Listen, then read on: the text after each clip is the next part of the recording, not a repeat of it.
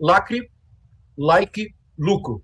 Isto é, você transgride todas as regras de maneira deliberada, porque essa transgressão produz o efeito da lacração. Quando você lacra nas redes sociais, você aumenta exponencialmente o número de likes e de visualizações, a economia da atenção. Ao fazê-lo, você propicia o lucro. O lucro de um Pablo Marçal, inicialmente, ou de um Andrew Tate, é a monetização da rede social, pela visualização e pela conversão da atenção em venda de infoprodutos. Agora, o que o Javier Milei fez, porque, olha, aqui no Brasil, Márcio, eu devo ter sido, é difícil dizer o primeiro, um dos primeiros a alertar há 3 anos atrás das estratégias do Javier Milei. Você está na Argentina, você conhecerá muito melhor do que nós.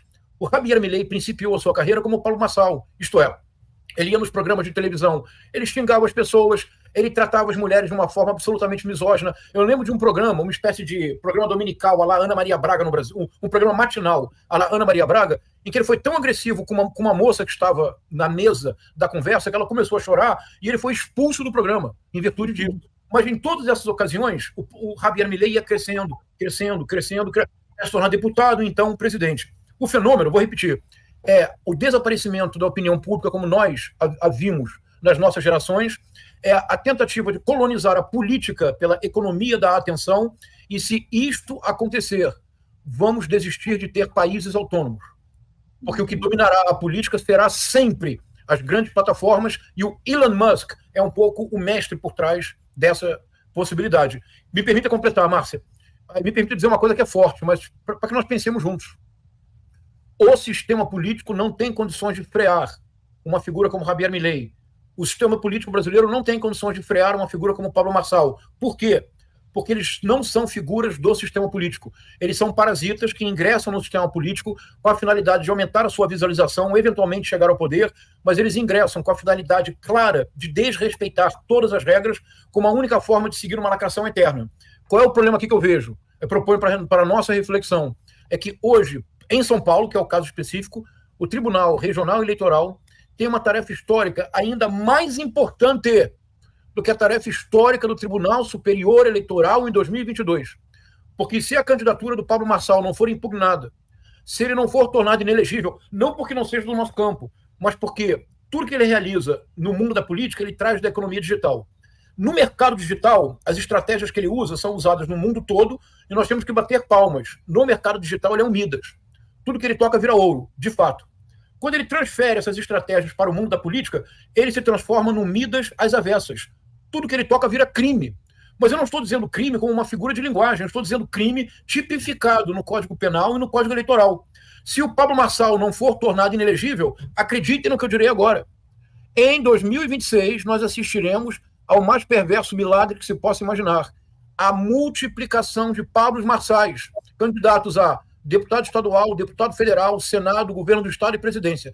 Este país se tornará inviável. Será o verdadeiro golpe que a extrema-direita deseja dar na nossa democracia. Me deixa tipificar qual é o crime que ele está cometendo. Acho que isso é bem importante para a nossa audiência. Eu espero que chegue ao Tribunal Regional Eleitoral de São Paulo. Veja, o Pablo Marçal trouxe para o Brasil um sistema que foi criado por um americano chamado Andrew Tate, que foi um importantíssimo kickboxer profissional, assim, nível de campeão do mundo. Quando ele se aposentou das lutas, ele continuou lutando, agora nas redes sociais.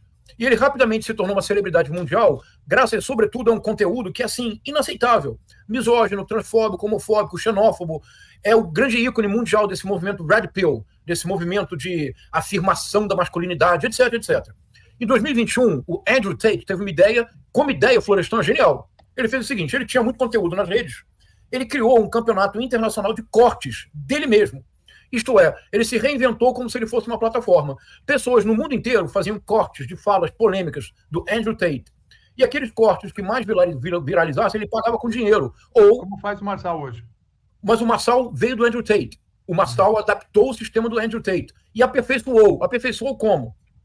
O Marçal, depois de uma experiência de algumas pessoas que fizeram cortes nos quais ele humilhava os seus alunos, ele era excessivamente agressivo com as pessoas. Esses cortes ditos negativos, que tecnicamente quer dizer polêmicos e controversos. Esses cortes viralizaram de uma forma como o Pablo Marçal nunca tinha visto. O que ele decidiu? Ele só paga por cortes negativos, o que o Andrew Tate não havia feito. Ele tem um modelo de corte, nessa época, em que ele tem um vídeo em que ele é muito agressivo. Em pouco tempo ele obteve 40 milhões de visualizações e, acredite, Tereza, 40 mil comentários no corte. Como é que a gente sabe disso? Como é que a gente pode dizer que de fato ele faz? Porque em março, numa entrevista no programa Pânico da Rádio Jovem Pan, que está disponível na internet, ele diz: eu tenho hoje 4 mil pessoas que vivem de produzir cortes o dia inteiro do meu conteúdo. Ele disse: eu tenho 10 mil horas de conteúdo. E ele completou: eu pago até um dinheiro relevante. Agora, semana passada, uma influencer que estava oferecendo um curso. Florestan, olha o curso que ela estava tentando oferecer. Como fazer cortes de Pablo Marçal e viralizar.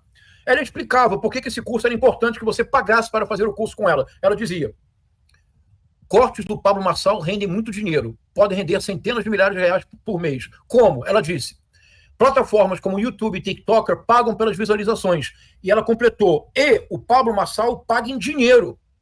Agora, no período eleitoral. Isto quer dizer que o Pablo Marçal montou um sistema de comunicação que é uma autêntica guerrilha ou máfia digital. Ele tem mais de 4 mil pessoas que trabalham para ele todos os dias, viralizando os seus conteúdos. Portanto, quando o Pablo Marçal diz que tem 14 milhões, 13 milhões de seguidores, não são necessariamente orgânicos, porque para poder fazer cortes do Pablo Marçal, tem que ser seguidor dele para ter acesso ao conteúdo. Isso é um crime eleitoral, Florestan, de uma gravidade suprema. Um número enorme de pessoas neste país já foi caçada e tornada inelegível por abuso de poder econômico, uso indevido dos meios de comunicação. É talvez o mais grave, tirando suborno, compra de voto, claro, é talvez um dos mais graves crimes do Código Eleitoral. E ele insiste, porque ele foi advertido, ele continua fazendo. Configura um outro crime, que é um crime espinha dorsal do Código Eleitoral, que aliás é muito brando, que é o artigo 347, crime de desobediência.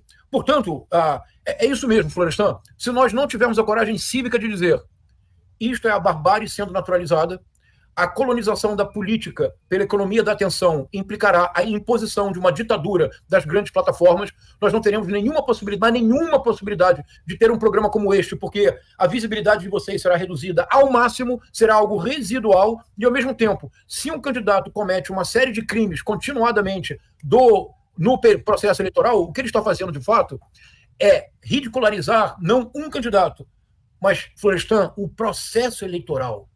É o processo eleitoral que se torna caricato. É o processo eleitoral que se revela incapaz de se defender a si mesmo através da justiça eleitoral. Por isso, ainda que o que eu vou dizer agora seja impopular, o sistema político não tem condições de enfrentar uma figura dessa.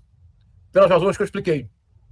Cabe ao Tribunal Regional Eleitoral declarar a candidatura impugnada e o candidato inelegível pelos crimes que cometeu. Se isso não for feito, vou repetir, em 2026, nós viveremos na antessala do inferno, que será a proliferação em todo o país, em todos os níveis, de Pablos Marçais. Será o verdadeiro golpe que a extrema-direita deseja dar, porque é o processo eleitoral mesmo que será totalmente desmoralizado.